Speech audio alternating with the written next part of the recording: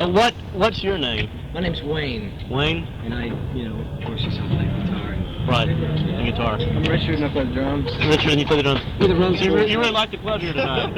Yeah, this is cool. I hope it stays open and keeps working. Is this the first tour of America that you've embarked on? Oh no, this is the first time we've done a tour and played Houston on it. We played everywhere. We played all of Canada as well.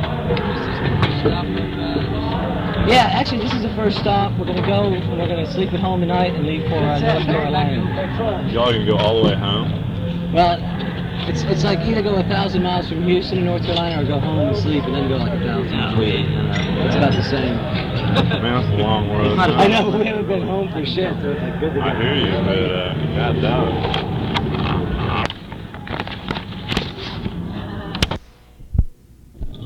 Well, Wayne, as far as getting out of Oklahoma, I was going to ask that the reissue on Pink Dust of the first one with the monster face with the candle on the head. Yeah. Okay, that's a reissue of a record that was on Lovely Sorts of Death Records, right? Yeah, see, that was our own label. See, when we did that originally, it was just like us. We made the record, we recorded it, put it out ourselves, and that's how we got out of Oklahoma, because actually everybody thought we were just so goofy, because we were from Oklahoma. It's like, oh, give us a break, And then so we made a record, and then they were like, oh wow, well, you got a record, and we put it on colored vinyl and all that cool shit. And I was kind of wondering, like on the reissue, it's got purple wax, it's got a psychedelic drawing on the B side. Is it just like the original was? No, the very first one was on green vinyl, and the thing in the center had nothing on it, and DJs would call us up and go, hey, come on guys, how are we supposed to play this thing?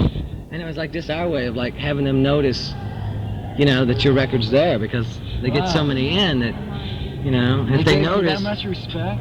Well, it's like they played it anyway. I would tell them, just put the titles on there yourself. Make your own label. And well, did you have to do a lot of touring to get noticed by Enigma, or did? Well, we did. We would like go.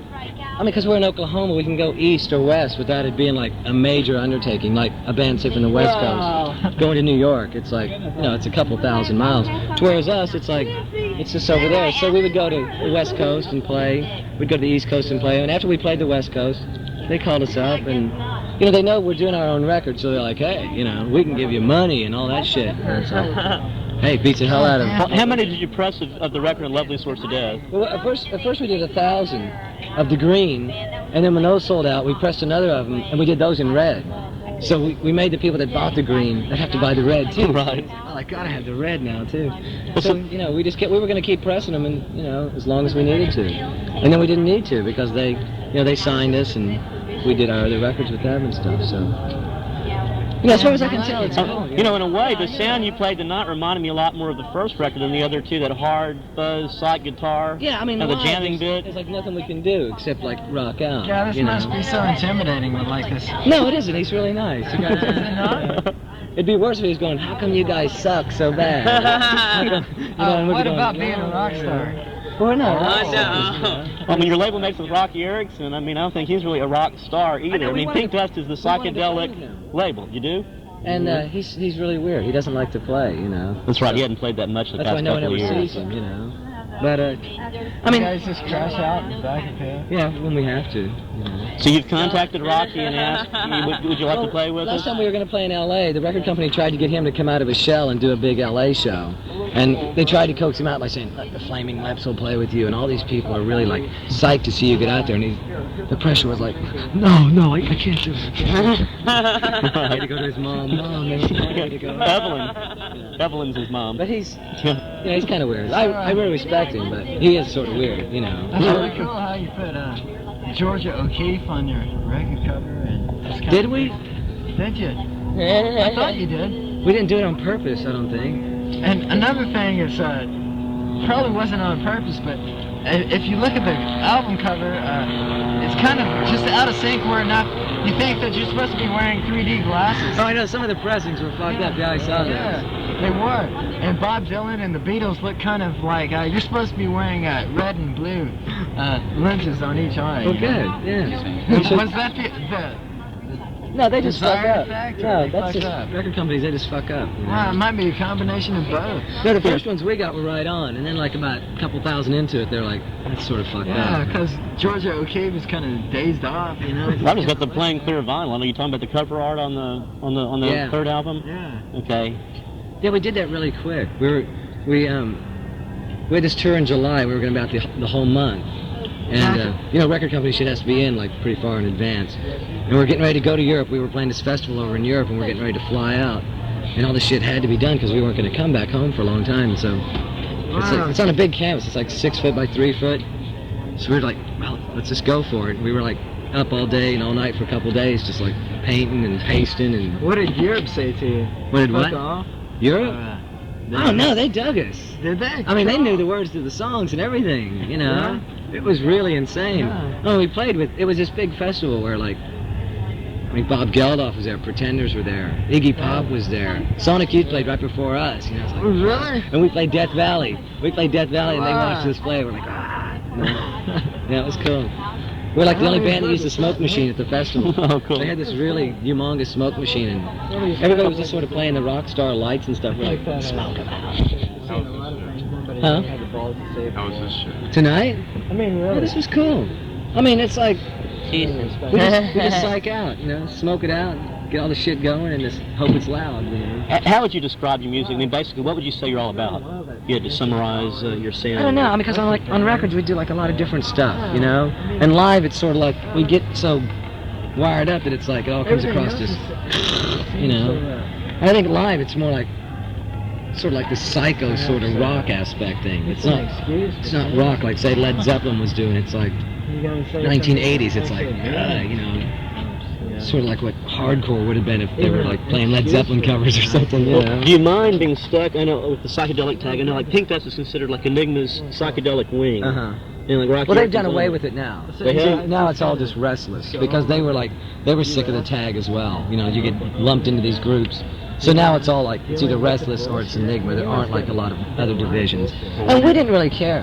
I mean, we played with Plastic Land and I didn't really like them. They're so into their clothes that they forget that they need to rock, you know? Yeah, well, their singles didn't impress us that much. What do you think about Pink Floyd? Oh, we like Pink Floyd. We like Pink Floyd a lot. We never saw them. So we try to like act like, well, this is what Pink Floyd would have been like when they were like 20 years old and shit, you know? They would have been doing How old are you? I think he's like 24, I'm 26. Richard's like 24, 23 or Now something. you're being rock. Well, the new album I hear a If lot I of. said that your newer records sound real Pink Floyd influence. I think Oh My God does. Yeah, I mean, we don't like try to sound like anybody. We just try to like make it sound really good. I mean, we're really into making the records not sound like, say, independent bands ought to sound. We want them to sound like as good as, you know, Bruce Springsteen's record. I mean, I'm not saying his sound like rock and roll should or anything like, but to compete not with just, say, Live Skull or Sonic Youth or those bands, like to say we're a band, you know. If you like U2, you like rock and roll, you should like bands like us because we're rock and roll, you know. And not to say, well, we're independent, you know. Lump us in with the Buttholes and Sonic. That's fine, but it's like we're sick of everybody like. The independent scene here and the real rock and roll scene here, we're like, fuck that, you know, rock and roll is rock and roll, you know, and just take that approach instead of like, I don't know, you know, I see a lot of independent bands and they go into the studio, it takes them a day to record it, takes them a day to master it, they throw the cover together and it's like, well, we don't have any money, so we do the best we can. It's like, man, we don't have any money either, and we want these records to like look as good as they would if they had a $50,000 budget, you know, and that's the hardest thing because it takes a lot of work. We have to do it all ourselves. Well, the new one in particular is quite a lavish cover. Yeah, because when we told them we wanted to do a gatefold, they were like, well, it has to be something really good, or we're not going to go for that because it's like twice the money for a cover. So we're like, oh, we'll do a painting, and they can't turn it down. We'll do something so massive. That they So What would you say all did it. If Yeah, I all three of said us. that you sounded more like the first EP. Tonight, playing? Yeah, that's cool. I mean, I think it's, because live we are really trashy and really fucked up, you know? And in the studio, we try to do like a lot of ideas. Instead of like with our first EP, we were just playing, we were just being us. And now we know a lot more about the studios and songs and what to do with them. So people that have our first EP don't have to listen to us do the same record over and over. We want people to like, you know, get into like the Beatles or something. The way if you like their first shit, by the time they did the White Album, it was like, in outer space, you know. Y'all borrow rather handily. You know, you borrow the. There's a rip from All You Need Is Love on first record. Oh, I know, we totally did, because that's like... And as I recall, there's a bit like Mother Superior jumped the gun on the new one. Yeah, it's, take this, brother, may it serve you well. Right. And the record... What is the idea, though? Just to use, I mean, there should be no limits. If you want to take a bit of someone's song, it's like, and people are like, they worry about, well, you know... I don't mind. Aren't the Beatles going to, like, Tell say me. you ripped them off? And I'm like, fuck 'em. I mean, if Paul McCartney wants to call me up, fine. It's like, I just feel like if we want to do it, there should be no limits. I mean, we're a rock band. We're people who should have no limits, you know? I mean, agree people with who are you. building, That's like, all I nuclear know. weapons, you know, should have limits. But we shouldn't. We should be as creative as we can get, you know? And that's sort of what I feel like. If we want to use it, why not, you know? And it just adds to the songs. It makes records a lot more interesting than just like say the way we sound live. You don't get any of that. You just get us playing. And on records, it's like we try to put a lot of ideas. There are all kinds of influences on there. I kind of heard a bit of a Dylan influence on the second album. Yeah, I know. And I really liked Dylan for a while. I don't like his stuff he's doing now in particular. I think he should hang it up. You know, he's more of a parody of Bob Dylan than actually being himself. But yeah, I think, you know, Bob was like, when he was good, he was totally sincere. And you couldn't beat it.